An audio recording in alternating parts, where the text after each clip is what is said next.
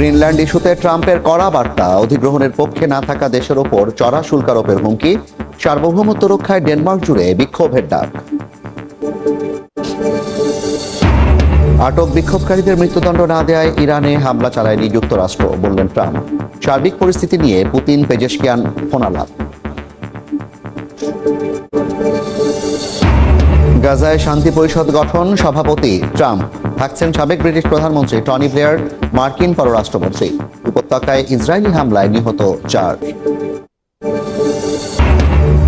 এবং নির্মাণ শ্রমিকের রহস্যজনক মৃত্যু ঘিরে রণক্ষেত্র ভারতের মুর্শিদাবাদ। সড়ক অবরোধ করে বিক্ষোভ। বিজেপি শাসিত রাজ্যে বাংলায় কথা বললেই চলছে অত্যাচার, অভিযোগ মমতার। গ্রিনল্যান্ড ইস্যুতে যুক্তরাষ্ট্রের পক্ষে না থাকলে সেই দেশের ওপর শুল্ক আরোপের হুঁশিয়ারি দিয়েছেন মার্কিন প্রেসিডেন্ট ডোনাল্ড ট্রাম্প। এছাড়া দ্বীপটি নিয়ে ন্যাটোর সঙ্গে আলোচনা চলছে বলেও জানান তিনি। মার্কিন প্রেসিডেন্টের হুমকির বিরোধিতার পাশাপাশি নিজেদের সার্বভৌমত্ব রক্ষায় স্থানীয় সময় শনিবার থেকে ডেনমার্ক জুড়ে বিক্ষোভের ডাক দিয়েছে দেশটির নাগরিক সমাজ ও মানবাধিকার কর্মীরা। এর মধ্যেই মার্কিন চাপ সামলাতে ইউরোপের বিভিন্ন দেশ থেকে সেনা মোতায়েন করা হয়েছে আর্কটিক এই দ্বীপে। দ্বিতীয় মেয়াদে ক্ষমতা পেয়েই ভূরাজনীতির কলকাঠি নাড়ছেন মার্কিন প্রেসিডেন্ট ডোনাল্ড ট্রাম্প। এরই অংশ হিসেবে চীন ও রাশিয়াকে মোকাবিলায় ডেনমার্কের আর্কটিক অঞ্চলে থাকা গ্রিনল্যান্ডকে যুক্তরাষ্ট্রের অংশ করে নিতে মরিয়া হয়ে ওঠেন তিনি। এ নিয়ে দীর্ঘদিনের বাকবিতণ্ডার পর এবার গ্রিনল্যান্ড ইস্যুতে যুক্তরাষ্ট্রের পক্ষে না থাকলে শুল্ক আরোপের হুঁশিয়ারি দিয়েছেন ট্রাম্প। এই প্রথম দ্বীপটির বিষয়ে প্রকাশ্যে বাণিজ্যিক চাপের কথা বললেন তিনি। এমনকি ক্ষেপণাস্ত্র প্রতিরক্ষা ব্যবস্থা ও সামরিক প্রস্তুতির কথাও তুলে ধরেন। যদিও কী ধরনের পদক্ষেপ নেওয়া হবে সে বিষয়ে নির্দিষ্ট কিছু বলেননি ট্রাম্প। দ্বীপটি নিয়ে ন্যাটোর সঙ্গে আলোচনা চলছে বলেও জানিয়েছেন মার্কিন প্রেসিডেন্ট। ডেনমার্কের স্বায়ত্তশাসিত অঞ্চল গ্রিনল্যান্ড ঘিরে ন্যাটোর কয়েকটি দেশ আর্কটিকে নজরদারি বাড়িয়েছে। এর মধ্যেই গ্রিনল্যান্ডে পৌঁছেছে ফ্রান্স, জার্মানি সহ ইউরোপের বিভিন্ন দেশের সামরিক সদস্যরা। যদিও সেনা মোতায়েনে অংশ না নেয়ার কথা জানিয়েছে পোল্যান্ড। এদিকে ডেনমার্ক বলছে ন্যাটোর কোনো মিত্র আরেক মিত্রকে আক্রমণ করবে এমনটা তারা কল্পনাও করে না। তাদের নজর যুক্তরাষ্ট্র নয়, ভবিষ্যতে রাশিয়ার বাড়তে থাকা তৎপরতার দিকে। অন্যদিকে মার্কিন প্রেসিডেন্টের হুমকির বিরোধিতার পাশাপাশি নিজেদের সার্বভৌমত্ব রক্ষায় স্থানীয় সময় শনিবার থেকে ডেনমার্ক জুড়ে বিক্ষোভের ডাক দিয়েছে দেশটির নাগরিক সমাজ ও মানবাধিকার কর্মীরা। নাদিম মারজান, সময় সংবাদ। ইরান বিক্ষোভকারীদের মৃত্যুদণ্ড কার্যকর না করায় যুক্তরাষ্ট্র দেশটিতে হামলা চালায়নি বলে জানিয়েছেন মার্কিন প্রেসিডেন্ট। প্রায় 800 আন্দোলনকারীকে ফাঁসি না দেয়ায় তেহরানের প্রতি কৃতজ্ঞতাও জানান তিনি। এদিকে ইরানের পরিস্থিতি নিয়ন্ত্রণে দেশটির প্রেসিডেন্ট মাসুদ পেজেশকিয়ানের সঙ্গে ফোনালাপ করেছেন রুশ প্রেসিডেন্ট। এ সময় সরকারের পক্ষে ইরানি জনগণের সমাবেশ দেশটির বাস্তবতা তুলে ধরে উল্লেখ করে বর্তমান প্রশাসনের প্রশংসা করেন পুতিন। ওয়াশিংটনের সঙ্গে সমস্যা সমাধানের আশ্বাস দেন পেজেশকিয়ান। কয়েক সপ্তাহ টানা আন্দোলনের পর ইরানের তেহরান সহ বিভিন্ন শহরে নতুন করে বিক্ষোভের কোনো চিহ্ন দেখা যায়নি বলে জানিয়েছে গণমাধ্যম। দোকানপাট খুলতে শুরু করেছে, ধীরে ধীরে স্বাভাবিক হচ্ছে যান চলাচল। তবে দেশ জুড়ে ইন্টারনেট ব্ল্যাকআউট এখনো অব্যাহত রয়েছে। কোনো কোনো জায়গায় সংযোগ স্বাভাবিক হতে শুরু করেছে। ইরান নিয়ে সুর নরম করেছেন মার্কিন প্রেসিডেন্ট ডোনাল্ড ট্রাম্পও। সামাজিক যোগাযোগ মাধ্যমে এক পোস্টে প্রায় 800 বিক্ষোভকারীর বিরুদ্ধে মৃত্যুদণ্ডের রায় কার্যকর না করায় তেহরানকে ধন্যবাদ জানিয়েছেন তিনি। এরপর সাংবাদিকদের সঙ্গে আলাপকালে মার্কিন প্রেসিডেন্ট জানান, খামেনি প্রশাসনের এমন সিদ্ধান্তের কারণেই তিনি ইরানে হামলার সিদ্ধান্ত থেকে সরে এসেছেন। কেউ আমাকে রাজি করায়নি, আমি নিজেই সিদ্ধান্ত নিয়েছি। গতকাল 800-র বেশি ফাঁসির পরিকল্পনা ছিল, কিন্তু কাউকে ফাঁসি দেওয়া হয়নি। ফাঁসিগুলো বাতিল করা হয়েছে। বিষয়টি আমার সিদ্ধান্তে বড় প্রভাব ফেলেছে। মধ্যপ্রাচ্যের অস্থির পরিস্থিতি নিয়ন্ত্রণে ইসরায়েল ও ইরানের প্রতিনিধিদের সঙ্গে ফোনে কথা বলেছেন রুশ প্রেসিডেন্ট ভ্লাদিমির পুতিন। ইরানের প্রেসিডেন্ট মাসুদ পেজিশকিয়ান এ সময় পুতিনকে জানান, তেল আবিব ও ওয়াশিংটন জোর করে পরিস্থিতি ঘোলাটে করার চেষ্টা করছে। এরপরও তিনি যুক্তরাষ্ট্রের সঙ্গে সমস্যা সমাধানের আশ্বাস দেন। পুতিন জানান, চলমান বিক্ষোভের মধ্যেই দেশ জুড়ে বিশাল বিশাল সরকারপন্থী সমাবেশ তেহরানের বাস্তবতা তুলে ধরে। মার্কিন গণমাধ্যম এক্সিওসের তথ্য অনুযায়ী ইসরায়েলের প্রধানমন্ত্রী বিনিয়ামিন নেতানিয়াহুর সঙ্গে ফোনে কথা বলেছেন ট্রাম্প। দুই নেতা ইরানের সাম্প্রতিক পরিস্থিতি নিয়েই আলোচনা করেন। আগেরবারের ফোনালাপে নেতানিয়াহু ট্রাম্পকে ইরানের বিরুদ্ধে সামরিক পদক্ষেপ কিছুটা পিছিয়ে দিতে অনুরোধ করেন, যাতে সম্ভাব্য ইরানি পাল্টা হামলার জন্য ইসরায়েল প্রস্তুতি নিতে পারে। মালিহা সুহরওয়ার্দী, সময় সংবাদ। গাজায় অন্তর্বর্তী প্রশাসনের কার্যক্রম তদারকি করতে শান্তি পরিষদ গঠন করেছেন মার্কিন president Donald Trump. White house জানিয়েছেন এই পরিষদের সভাপতি ট্রাম্প নিজেই। এছাড়াও মার্কিন পররাষ্ট্রমন্ত্রী মার্কো রুবিও, ট্রাম্পের বিশেষ দূত স্টিভ উইটকফ, সাবেক ব্রিটিশ প্রধানমন্ত্রী টনি ব্লেয়ার সহ আরও অনেকেই থাকছেন। এদিকে মিশরের কায়রোয় বৈঠক করেছে গাজা শাসনের জন্য গঠিত নতুন ফিলিস্তিনি কমিটি। যুদ্ধবিরতি আলোচনার মধ্যেও উপত্যকায় ইসরায়েলি হামলায় 4 ফিলিস্তিনি নিহত হয়েছেন। একদিকে চলছে দ্বিতীয় ধাপে যুদ্ধবিরতির আলোচনা, অন্যদিকে ইসরায়েলি বাহিনীর হামলায় কেঁপে উঠছে গাজা উপত্যকা। শুক্রবার দের আল বালা, বেত লাহিয়া, খান ইউনিস ও নুসাইরাত শরণার্থী শিবিরে হামলা চালায় দখলদার বাহিনী। এতে বেশ কয়েকজন ফিলিস্তিনি হতাহত হন।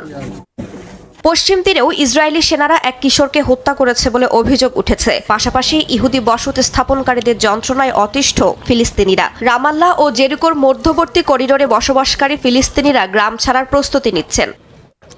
গাজায় যুদ্ধবিরতি চুক্তির দ্বিতীয় ধাপ বাস্তবায়নের অংশ হিসেবে শান্তি পরিষদ গঠন করেছেন মার্কিন প্রেসিডেন্ট ডোনাল্ড ট্রাম্প। শুক্রবার পরিষদ সদস্যদের নাম ঘোষণা করেছে হোয়াইট হাউস। এই বোর্ডের সভাপতি ট্রাম্প নিজেই। এছাড়াও মার্কিন পররাষ্ট্রমন্ত্রী মার্কো রুবিও, ট্রাম্পের বিশেষ দূত স্টিভ উইটকফ, সাবেক ব্রিটিশ প্রধানমন্ত্রী টনি ব্লেয়ার, ট্রাম্পের জামাতা জ্যারেড কুশনার সদস্য হিসেবে থাকছেন। আরও থাকছেন মার্কিন ধনকুবের মার্ক রোয়ান, বিশ্বব্যাংকের প্রেসিডেন্ট অজয় বাঙ্গা এবং ট্রাম্পের উপদেষ্টা রবার্ট গ্যাব্রিয়েল। পাশাপাশি জাতিসংঘের মধ্যপ্রাচ্য বিষয়ক সাবেক দূত নিকোলাই ম্লাদেনভ গাজায় উচ্চ পর্যায়ের প্রতিনিধি হিসেবে দায়িত্ব পালন করবেন। তবে পরিষদ সদস্যদের দায়িত্ব কি হবে তা এখনও স্পষ্ট নয়।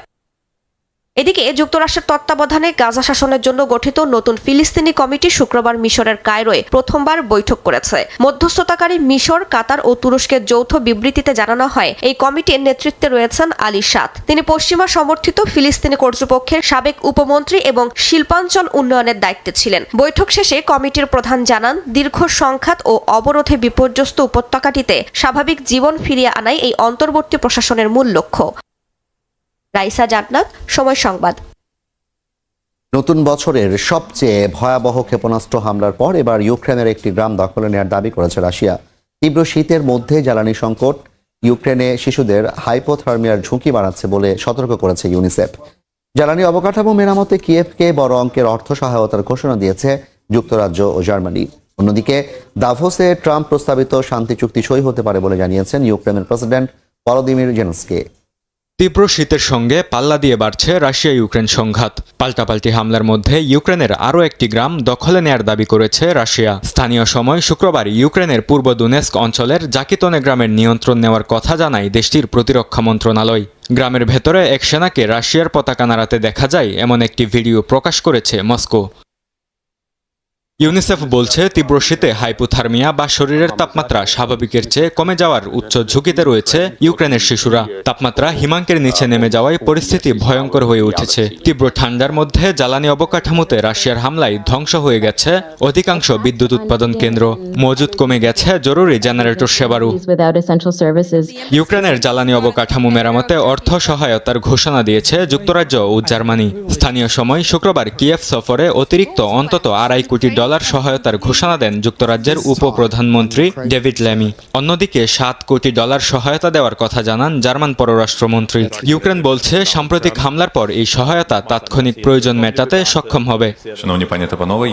ইউক্রেনের প্রেসিডেন্ট ভলোদিমির জেলেনস্কি জানান, নিরাপত্তা নিশ্চয়তা ও যুদ্ধ পরবর্তী পুনর্গঠন নিয়ে আলোচনার জন্য যুক্তরাষ্ট্রে যাচ্ছে ইউক্রেনের প্রতিনিধি দল। শর্তে ঐক্যমত হলে আগামী সপ্তাহে দুবেসে ওয়ার্ল্ড ইকোনমিক ফোরামের ফাঁকে ডোনাল্ড ট্রাম্প প্রস্তাবিত শান্তি চুক্তি সই হতে পারে বলে জানান তিনি। বরকতুল্লাহ, সময় সংবাদ। আন্তর্জাতিক সময় আরো থাকছে। ভেনেজুয়েলার অন্তর্বর্তী প্রশাসনের সঙ্গে ভালো সম্পর্কের দাবি ট্রাম্পের। কারাকাসের 50 মিলিয়ন ব্যারেল তেল যাবে যুক্তরাষ্ট্রে। মাদুরোর মুক্তির দাবিতে বিক্ষোভ। নির্মাণ শ্রমিকের রহস্যজনক মৃত্যু ঘিরে রণক্ষেত্রে পরিণত হয়েছে ভারতের পশ্চিমবঙ্গের মুর্শিদাবাদ। শুক্রবার দুপুরের পর জাতীয় সড়ক অবরোধ করে উত্তেজিত জনতা। রেলপথ অবরোধ করে ট্রেন জ্বালিয়ে দেওয়ার চেষ্টাও করা হয়। এই ঘটনার খবর সংগ্রহ করতে গিয়ে হামলার শিকার হন কয়েকজন গণমাধ্যম কর্মী। পশ্চিমবঙ্গের মুখ্যমন্ত্রী মমতা বন্দ্যোপাধ্যায়ের অভিযোগ, বিজেপি শাসিত রাজ্যগুলোতে বাংলায় কথা বললেই শ্রমিকদের উপর অত্যাচার হচ্ছে। বিস্তারিত সুব্রত আচার্যের রিপোর্টে। ভারতের পশ্চিমবঙ্গের মুর্শিদাবাদ জেলার এক শ্রমিক কাজ করতে গিয়েছিলেন পার্শ্ববর্তী রাজ্য ঝাড়খণ্ডে। বৃহস্পতিবার তার ঝুলন্ত মৃতদেহ উদ্ধারের ঘটনায় উত্তাল হয়ে ওঠে মুর্শিদাবাদেরই বেলডাঙ্গার রাজপথ। প্রতিবাদে শুক্রবার দুপুরের পর রাজপথে নামেন শত শত মানুষ। বিভিন্ন জায়গায় টায়ার জ্বালিয়ে বিক্ষোভ করেন তারা। ধীরে ধীরে তা ছড়িয়ে পড়ে জাতীয় সড়ক ও রেলপথে। অবরোধে কোথাও 3 ঘন্টা তো কোথাও 6 ঘন্টা বন্ধ থাকে ট্রেন চলাচল। নিহতদের পরিবারের অভিযোগ, অন্য রাজ্যে বাংলা ভাষায় কথা বলা এবং মুসলমান হওয়ায় তাকে খুন করা হয়েছে। এদিকে এই বিক্ষোভের খবর সংগ্রহ করতে গিয়ে মারধরের শিকার হন কয়েকজন সাংবাদিক। বিজেপি শাসিত রাজ্যগুলোতে বাংলায় কথা বললেই শ্রমিকদের ওপর অত্যাচার হচ্ছে বলে অভিযোগ করেছেন পশ্চিমবঙ্গের মুখ্যমন্ত্রী মমতা বন্দ্যোপাধ্যায়ও। তার দাবি, আসাম, রাজস্থান, মধ্যপ্রদেশ, দিল্লি, বিহারের মতো রাজ্যগুলোয় নির্যাতনের শিকার হচ্ছেন বাংলা ভাষাভাষীরা। अब क्यों अत्याचार करते हैं? असम में जाते हैं पिटते हैं, राजस्थान में जाते हैं पिटते हैं, मध्य प्रदेश जाते हैं पिटते हैं, दिल्ली में जाते हैं पिटते हैं, बिहार में जाते हैं पिटते हैं। क्यों? पिटना कोई धर्म नहीं होता है, जिंदगी देना धर्म होता है।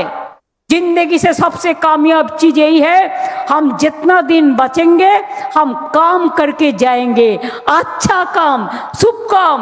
এদিকে মুর্শিদাবাদে যানবাহন ভাঙচুর ও আগুন জ্বালানোর ঘটনার নিন্দা জানিয়েছে বিভিন্ন রাজনৈতিক দল।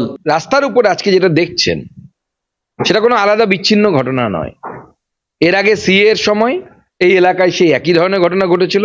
বারবার পশ্চিমবঙ্গকে অশান্ত করার একটা চেষ্টা মমতা বন্দ্যোপাধ্যায়ের উস্কানিতে চলছে এবং এই সমস্ত সাম্প্রদায়িক শক্তির মাধ্যমে চলছে। বেলডাঙ্গা ঘটনা নিয়ে সাংবাদিকদের যদি আঘাত পেতে হয়, তাদের উপর যদি হামলা হয়, এটা কিন্তু অত্যন্ত নিন্দার বলে আমি মনে করি। যে পার্টি করুক না কেন, সাংবাদিকদের স্বাধীনতা কেড়ে নেওয়ার অধিকার কারণে। অভিযোগ রয়েছে এর আগেও একইভাবে ধর্মীয় পরিচয়ের কারণে মুর্শিদাবাদ জেলার বেশ কয়েকজন বাসিন্দাকে অন্য রাজ্যে পিটিয়ে মারা হয়েছে। এ ধরনের ঘটনায় দীর্ঘদিন ধরেই ক্ষুব্ধ স্থানীয়রা। সুব্রত আচার্য, সময় সংবাদ, পশ্চিমবঙ্গ। রাজধানীর মগবাজারে জামায়াত ইসলামের কেন্দ্রীয় কার্যালয়ে ব্রিফিং চলছে, সরাসরি যাচ্ছি সেখানে। যে মনোনয়ন ফর্ম প্রত্যাহারের শেষ দিন পর্যন্ত, মানে